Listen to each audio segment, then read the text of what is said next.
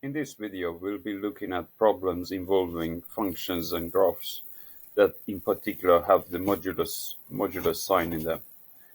We'll be plotting a function that's got a modulus sign. So let's have a look at it. In this function, we have 3 in front of the modulus sign of x minus 1 and the minus 2 at the end. So what are we asked to do? We want to sketch the graph of this function. Okay, so as always, I challenge you to have a go at this and then watch the rest of the video. I would multiply 3 by a positive bracket of x minus 1 and subtract 2 from it. So just simplifying this version of the formula will give us one of the straight lines. So multiply out the 3 into the bracket and minus 3 minus 2 gives us minus 5. Then I'll take the negative version of the graph, which has a negative 3, rather minus 1 multiplied by 3. So I'll multiply minus 3 into the bracket and simplify the expression. Now, if we want to plot these two graphs, we'll have this kind of these two lines here. So we know that this intercept is a plus 1 and this intercept is a minus 5. But where would we draw our graph?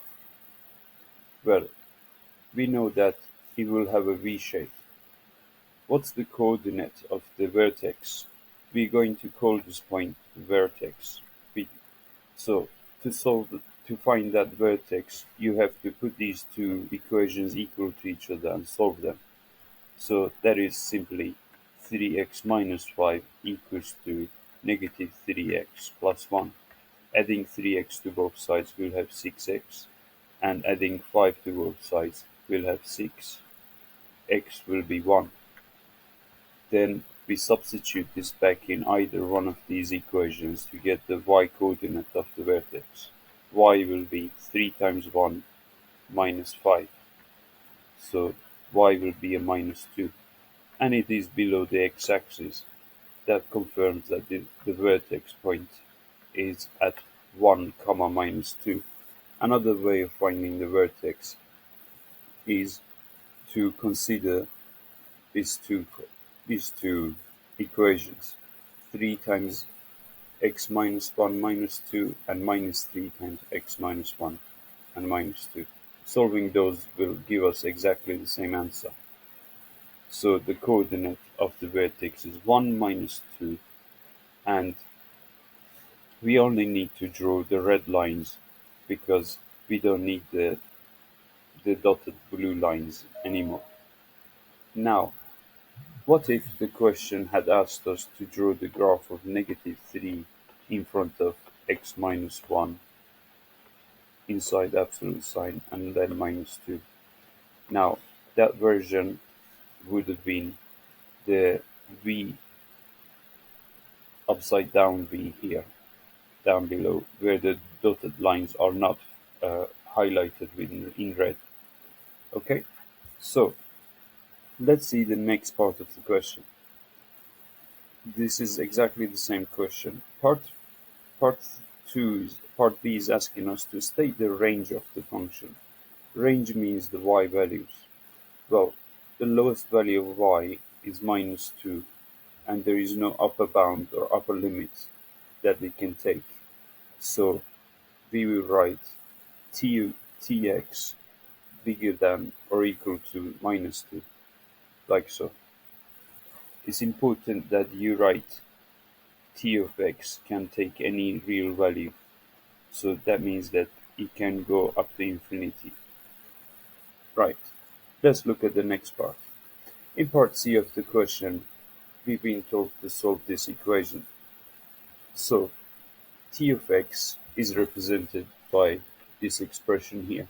So we are going to copy that 3 with absolute sign x minus 1 minus 2 and set it equal to half x plus 3.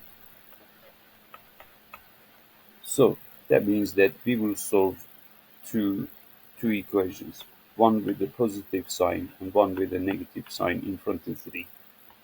So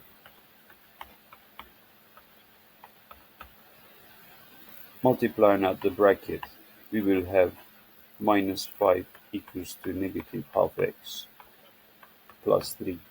Adding half x to both sides, we will have 7 over 2x, and adding 5 to both sides, we will have 8 on the right.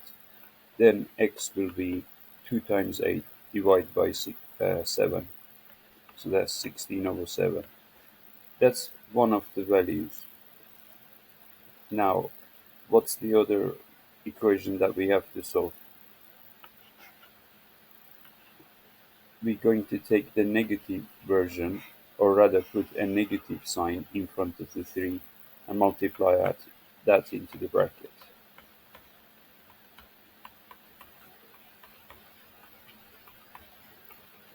So we'll have negative 3x plus 3 minus 1 minus 2. So a positive 3 minus 2 will give us 1.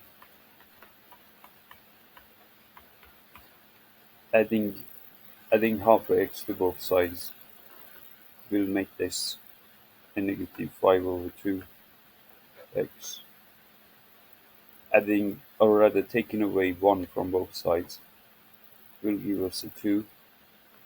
And finally, multiplying by negative 2/5 will give us negative 4 over 5. Now, one of the answers is positive, the other one is negative. Why is it? Because if we plot the graph of half x plus 3, that's where the intercept is 3, and we have gradient of a half, we will have a line like so. So one of the intersection points will be negative, and one of the intersection points will be positive. This value of x will be minus 4/5, and this value of x will be 16 over 7. Okay, so let's look at the next part. So to solve this equation, we take one positive side and the positive version of 3 multiplied by x minus 1, and we equate that to half x plus 3. So that will give us this expression here. Multiplying out the bracket on the right, we will get 3x minus 5.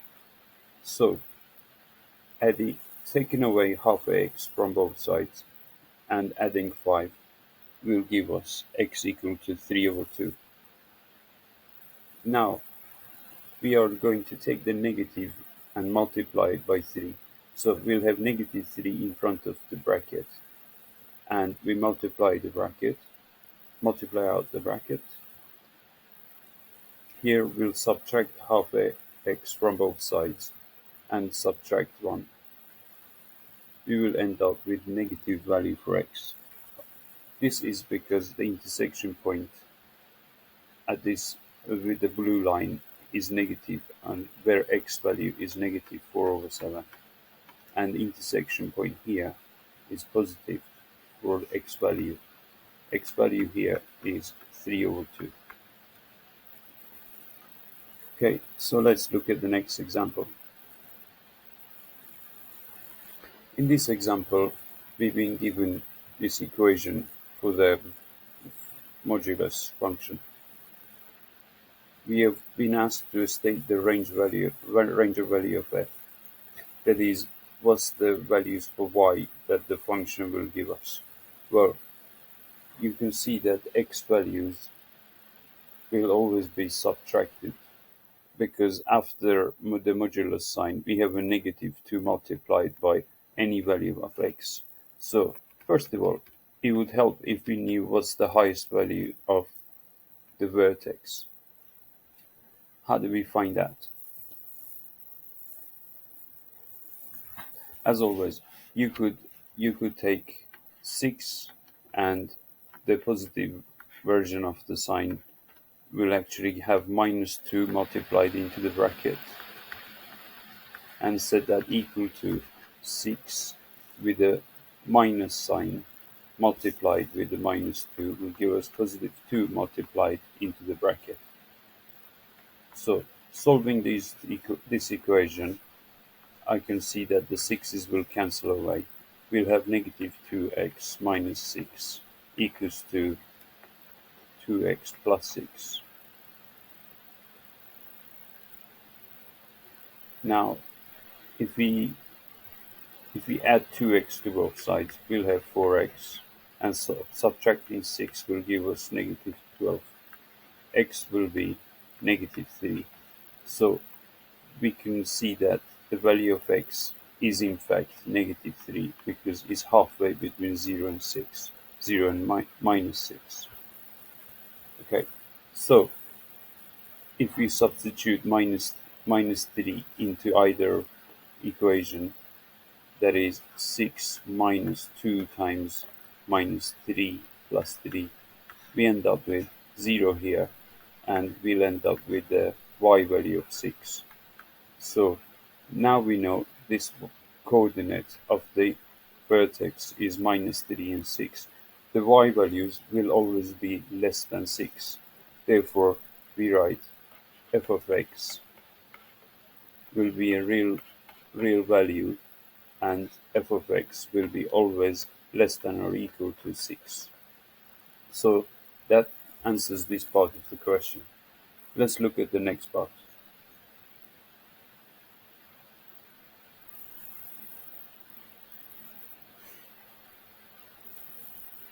So we've been asked to explain why f inverse does not exist here.